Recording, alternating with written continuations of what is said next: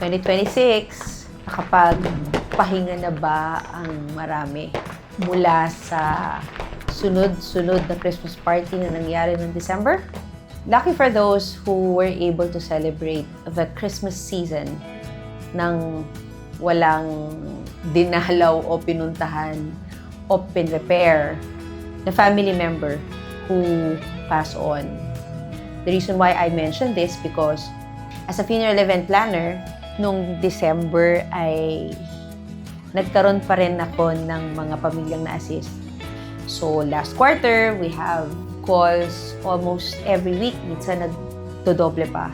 Medyo maraming nawawala after the Christmas season. Maybe because of mga kinain, yan yung mga heart attack. Nagiging ano na lang ba yun? Parang coincidence. Pero yes. Kasi nga naman, di ba, pag Pasko, ang dami nating kinakain. So talagang yung season ng December is season of eating. Naisip ko lang na it is really a blessing to celebrate Christmas or the season with your family. Nagkaroon din kami ng chance, ang Angels, to celebrate with their family. For those who follow Angels, siguro you notice that there is no update. There's an update, of course, but a video na ginawa namin for December. Medyo naging busy tayo in serving families.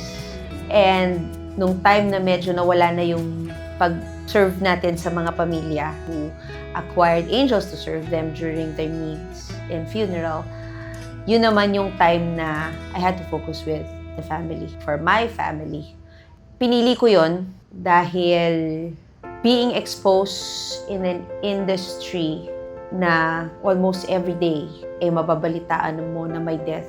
Alam ko yon sa sarili ko na pwedeng dumating yung panahon na isa sa miyembro ng pamilya ko ay mawawala din.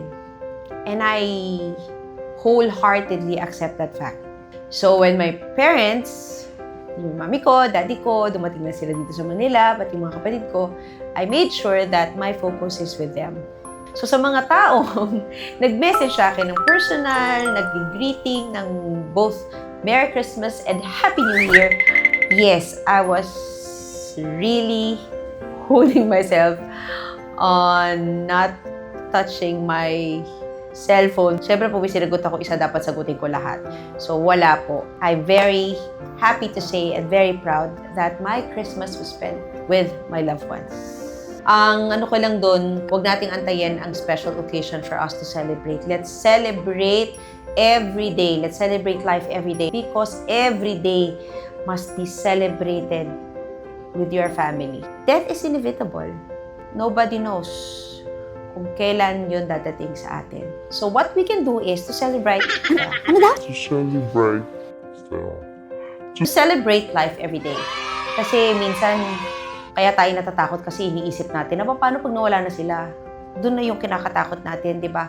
Pero ba't natin naantayin na mawala sila? Ngayon, na we are still alive, we can walk, we can speak, we can hear, we can see, we can hug, we can eat. Let's do it together with your family. Let's not wait for death. It will happen.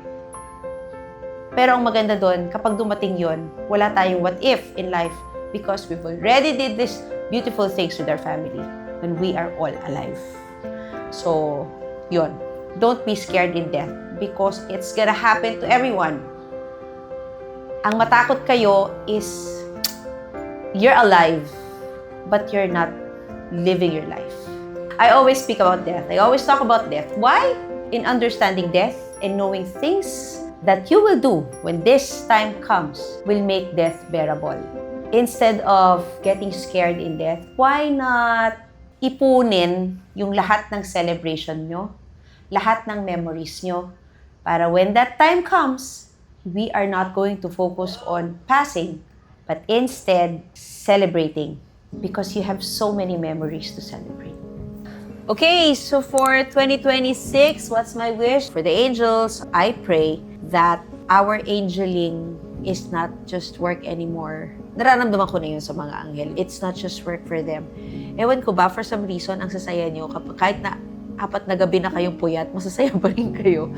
So, sana lumaki pa tayo, tumaas pa lalo ang ating lipad para mas marami tayong mabless. At sana hanggang tumanda tayo ay isi-celebrate natin ang everyday angeling. Sa mga nanonood naman at naniniwala sa Hazel with Wings, maraming salamat sa inyo. At kahit papano, ay nag-aaksaya kayo ng oras panoorin ng mga pinagsasabi ko dito. Mabuhay! Ang mga bata! Isa sa mga naisip ko before, malalaman nyo lang na, or oo nga no, kayo sa mga narinig nyo sa akin kapag yung inevitable ay nangyari na sa bawat isa sa atin. Ay, oo nga, no? Napanood ko na to kay Angel H. Ay, oo nga, napanood ko na to sa kanya.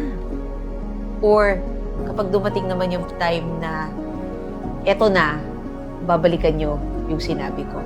At baka sana, makatulong sa inyo on how you're going to handle it facing the inevitable in your family.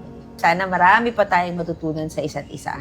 Please like, follow, share, and ano pa ba? Susunod!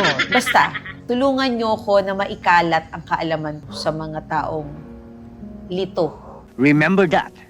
Put it in your mind. pag nangyari yung pagkakataong ito sa buhay nila. So please help me share these stories, share this learning.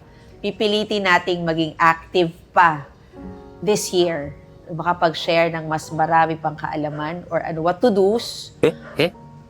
What to do's. To do's. What to do Tama kayo. Mali. kapag nangyari yung ganitong inevitable. Na ayaw panoorin ng iba kasi nga death. Pero masaya naman, di ba? Nakaread pa ako. Kung ano man ang natutunan natin in 2025, gamitin natin to progress in 2026. I-ready nyo sarili nyo ha. Kasi mas marami pang magandang dadating pag inopen nyo ang sarili nyo sa lahat ng opportunities sa darating na taon na to. Ay, di pala. Sa taon na to. Ako po si Angel Hazel with Wings.